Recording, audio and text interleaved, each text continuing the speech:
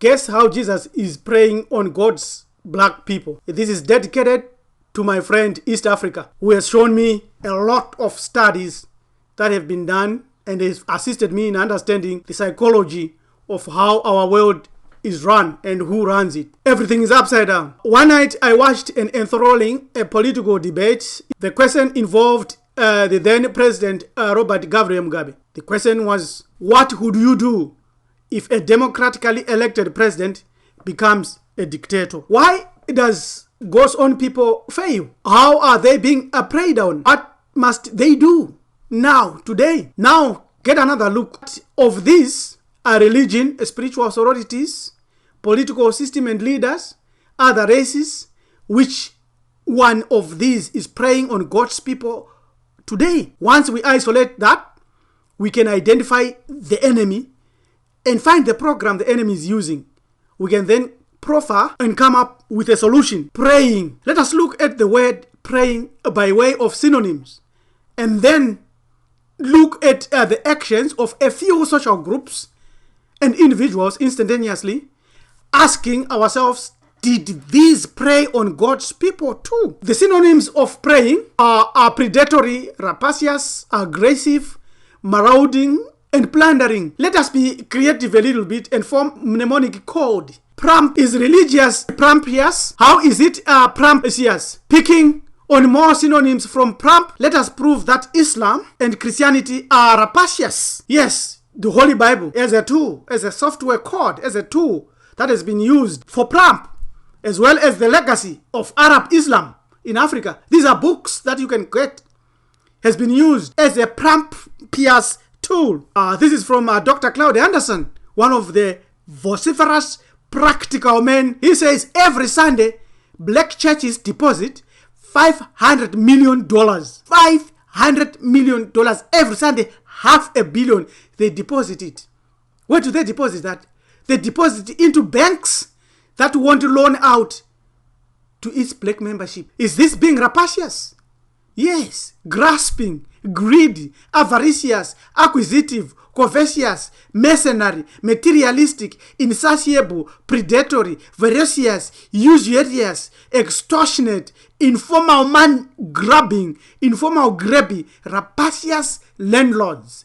Christianity. These are some of the individuals that are benefiting. He's a preacher. He has given us a capital account, bank account, where people can deposit money. What for?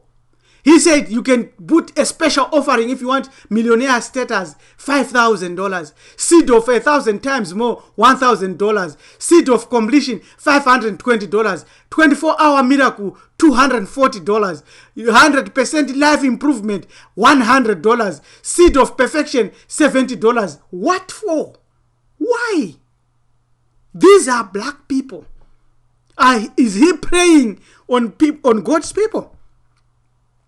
Growth in Catholic population from 1980 to 2012. Can you see in Africa it has grown by 238%? So based on the reality today in Africa, the status of black people on earth, Ppramp uses practical analysis based on comparing scientific studies on the mind and behavior and conversion of people into either Christianity, Islam, or Judaism, which is an identity replacement program. Thus, Allah or Jesus is then accepted as their savior and personal Lord. Christianity's frame of reference, of existence, and reality was first instituted by Ptolemy I Laga when the Greeks invaded Africa in 335 before Common Era. Here is Jesus, Serapius Christus, a Greco-Roman, in 135 before Common Era. Image is found in London Museum. And this is the one that has been used to create Jesus of today. Christus was also the nickname for Serapis. The obvious mind-numbing story of Jesus and discovering who is preying on black people is critical in our real liberation and racial survival and progress. Without it, we cannot prosper. A serious relook on Christian doctrines and practice begs to answer the following questions. If Christianity is indeed preying on God's people, how is it doing that? Why Africa is underdeveloped despite converting to Islam and Christianity en masse, based on the reality of yesteryears and today in Africa and the status of black people on earth in general. It is clear Jesus is a Ppramp to the psychological deception. Ptolemy 1 Merianam Sete Penre, Common Era 367-283 before Common Era. Sote means savior, became the first European pharaoh of Egypt through military force led by Alexander the Greek. When Ptolemy became pharaoh of Egypt, he wanted the Egyptians to consecrate him as a god. He wanted to be called a god because that was the title of the pharaohs of ancient Egypt. However, the people of Egypt refused to call him a god because they knew the only reason he became a pharaoh was through force. So, in 305 before Common Era, Ptolemy took the title pharaoh, taking the Egyptian name Meria Aman or Mereya Aman Sete Penre, which means beloved of Amen or Amen or Hameno, which means God, chosen of Ra. Ra is God. And because of the Egyptians' refusal to acknowledge him as a god, he began to kill black people, the black people of God, which caused ancient Egyptian priests, black priests in Africa, in Memphis, to give in to his request by agreeing to consecrate him into the priesthood in order to save their own lives and the lives of their people. You can read more about this from Dr. Walter Williams' book, The Historical Origins of Christianity, which is shown here. Williams says, there has never been a man that ever walked the earth in human form of any race, creed, or color known by the name Jesus Christ. Let us summarize what we have said, which is very critical. And this is clearly what happened to the people of God, the black people. The Egyptians were the most advanced civilization on planet. And there was no structure or structures that they couldn't build. All the structures we find on earth today, they built. However, the Greeks infiltrated ancient Egypt, of course, by the doors that were opened by some of our own pharaohs.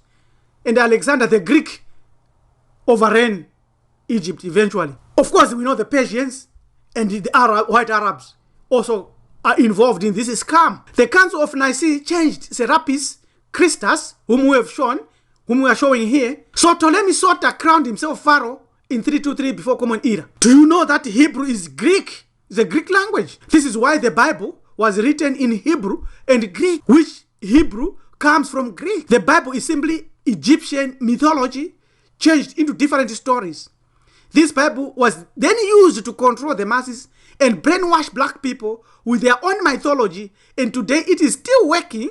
But there is a lot more to the story than this. This is what we are trying to unravel. You can read a lot of this on this website that we are indicating here. Eventually, the black people were then sold into Arab slave trade and then eventually sent to America as black slaves, as black commodities, as a stock. Our black people were enslaved for over 1,000 years and 400 years in America. Let us show how Jesus is designed to be a mental software tool that implements Ppramp agenda and preys on God's people. If you read Exodus 21:20-21, it says, anyone who beats their male or female slave with a rod must be punished if the slave dies as a direct result of that. But they are not to be punished if the slave recovers after a day or two, since the slave is their property. Chattel, chartered. An owner who hits a male or a female slave in the eye and destroys it must let the slave go free to compensate for the eye. And an owner who knocks out the tooth of a male or a female slave must let the slave go free to compensate for the tooth. Some apologists will even quibble and squabble over the translation of the word slave. The Bible makes it clear that if you buy a slave, whether you call them a servant, a bondsman, etc., they are your property. Every preacher, whether Islam or Christianity, who teaches Jesus is preaching a spirit not to save souls, but to lead them into a specially designed indoctrination system. That program is what we call enslavement. What is enslavement? It is subjugation, disenfranchisement, suppression, tyranny, subjection, oppression, domination, exploitation, persecution, slavery, servitude, bondage, forced labor, bonds. When you say bonds, chains, fetters, shackles, restraints, yokes, jealousies, literally thraldom, thrall, historical serfdom, vassalage, helotage, helotry, helotism, enthrallment, duress. The enslavement of Africans continues today. Let's give some more scriptures. See, Ephesians 6 verse 5 in the New Living Translation says, slaves, obey your earthly masters with deep respect and fear. Serve them sincerely as you would serve Christ, the created phantom. That's Ephesians 6 verse 5. This is how they did it in Europe. The Inquisition, where they killed almost everybody, including some Europeans and black people. Ppramp too. There it is, baptism. There is an estimated 12 to 27 slaves in the world today, in Islam as well as Christianity. When a slave owner strikes a male slave, they are property. There is nothing wrong. Your male and female slaves are to come from the nations around you. From them you may buy slaves. You may also buy some of the temporary residents living among you, and they will become your property. You can will them to your children as inherited property and can make them slaves for life. Leviticus 25, 44 to 46. Colossians 3:22 says, slaves, obey your earthly masters in everything. Don't do it just to please them. When they are watching you, obey them with an honest heart. Do it out of respect for the Lord. Ppramp 2. Slaves, accept the authority of your masters with all deference. Not only those who are kind and gentle, but also those who are harsh. For it is to your credit if you, being aware of God, you endure pain while suffering unjustly. That's 1 Peter 2:18. I wish that we could understand this. In 1 Timothy 6 verse 1 to 2, it says, let all who are under the yoke of slavery regard their masters as worth of all honor, so that the name of God and the teaching may not be blasphemed. Those who have believing masters must not be disrespectful to them on the ground that they are members of the church. Rather, they must serve them all the more, since those who benefit by their service are believers and beloved. What a teaching! What a tool! Everyone that is found shall be thrust through, and everyone that is joined unto them shall fall by the sword. Their children also shall be dashed to pieces before their eyes. Their houses shall be spoiled, and their wives ravished or raped. That's Isaiah 13 to 15. Here is to the christening of the black race. Look at that. Look at that. This is Christianity. New Testament passages in Nellie Norton, in the catalogue of sins denounced by Savior and his apostles, slavery is not at once mentioned. Not one word is said by the prophets, apostles, or the Holy Redeemer against slavery. The apostles admitted slaveholders and their slaves to church membership without requiring dissolution of the relationship. Who is at the top preying on God's people? Who is implementing Ppramp? In order to have a human civilization, or even inhuman one, a society would require that each individual in it be self-civilized or self-identify as civil, human, mentally balanced citizen. As Africans, we have never questioned the mental capacity of our leaders before they attain the highest office. Let us use the example of a very famous African politician, former president of Zimbabwe, His Excellency Robert Gabriel Mugabe, and let's see how our tool, the Ppramp tool, analyzes him and analyzes his actions. Before we do that, let us listen to the psychologist B.F. Skinner, who said, give me a child and I will shape him into anything. Let us also remember what the Jesuits said. Give me the child and I will mold the man. Give me the child for 7 years and I will give you the man. Give me the child until he is 7 and I will care not who has him thereafter. Give me the child till the age of 7 and I will show you the man. Here is the man revered by many Africans, Robert Gabriel Mugabe. Can you see what he's doing here? Jesuit, remembering that his example can be used as a template of all politicians in Africa and our leaders in the diaspora. We realize that our leaders are janitors or religious or political gatekeepers who fosters ideologies that prey on God's people by those that have put them in charge. Robert Mugabe is a Jesuit with close ties to the Vatican. There it is. Mugabe is a devout Catholic. He is also a knighted member of the Bath. Despite his Marxist affectations and fervent rotundity against Europe and the Americans, he remains a Jesuit. Born at a Catholic mission station in Rhodesia, he attended Jesuit schools. The Jesuits instilled in him their doctrines. There we are again. The long-time ruler of Zimbabwe was democratically elected in 1980. The masses did not know that despite his eloquence and Christian religion, he would implement the same oppressive rule of the founding fathers of Christianity, the Ptolemies and Europeans across the ages. He destroyed the economy, promoted corruption, nepotism, tribalism, and reduced the once prosperous nation to a banana republic. That is a fact. He imported the package atrocities. Read this, right? And it directly destroyed over 20,000 Bantus in Gukurahundi, and it was a genocide. Right? It's clear.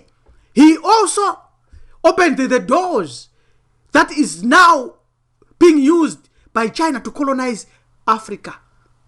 Here he is, I'm showing you.